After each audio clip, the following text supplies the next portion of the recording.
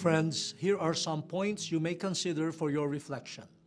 The first question is, how can we restore a sense of honor in our families? Papaano natin maibabalik ang dangal at paggalang sa ating mga pamilya? The second question is, how are we guiding each other to a life pleasing to God?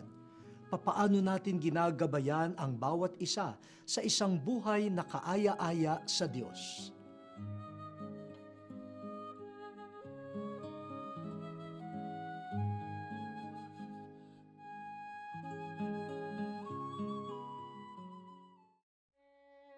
Loving Father, we thank you for sending us Jesus, your Son, the greatest sign of your love and presence among us. During this Christmas season, help us to fix our gaze on him so that we can behold your love for us.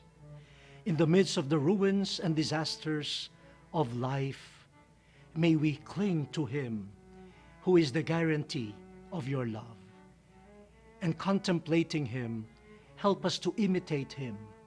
May we spend Christmas with compassion and love for our neighbors. We ask this of you in the name of Jesus and in the power of the Holy Spirit, one God, forever and ever. Amen. Thank you for spending your morning with us, brothers and sisters. Let us put into action the lessons we learned today. I pray that the Lord may be gracious to you always. Let us walk humbly with God.